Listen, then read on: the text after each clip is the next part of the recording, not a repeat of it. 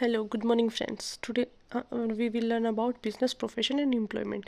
तो business profession और employment क्या होता है? Business economic activities connected with production or purchase and sale of goods and services, and main aim is earning profit. Example: fishing, mining, farming, manufacturing, wholesale और retail.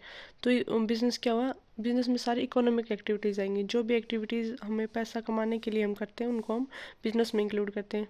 इनका किस किस चीज़ से कनेक्टेड होती है? प्रोडक्शन और परचेज और sale of goods and supply of services. इसका मेन एम क्या होता है? Earning profit. एग्जाम्पल क्या है?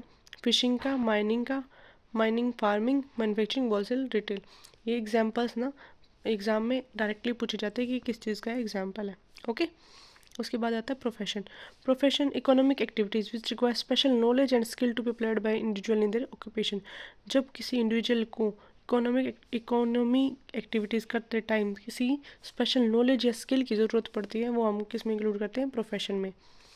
Those engaged in profession are also known as professional. Professional are generally subjected to guidelines or codes of conduct laid down by the professional bodies. जैसे lawyer हो गए, lawyer को भी एक स्पेशल कंडक्ट को use करना पड़ता है, डॉक्टर को भी स्पेशल नॉलेज और स्किल की ज़रूरत होती है, चार्टर्ड अकाउंटेंट्स को भी। ठीक है, तो ये किसी में आ गया प्रोफेशन में।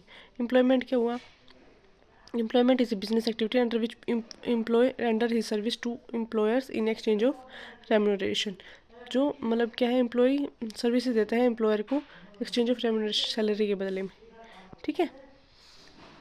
उसके बाद हमने इसका एक चार्ट बना रखा है शॉर्ट नोट्स के लिए। बिजनेस क्या? प्रोडक्शन और परचेज और sale of goods and services. इसके एग्जांपल्स: प्रोफेशन, स्पेशल नॉलेज और skill, lawyer, doctor and chartered accountant. And employment क्या हुआ? Render services in exchange of remuneration. ठीक है। Okay, have a good day ahead.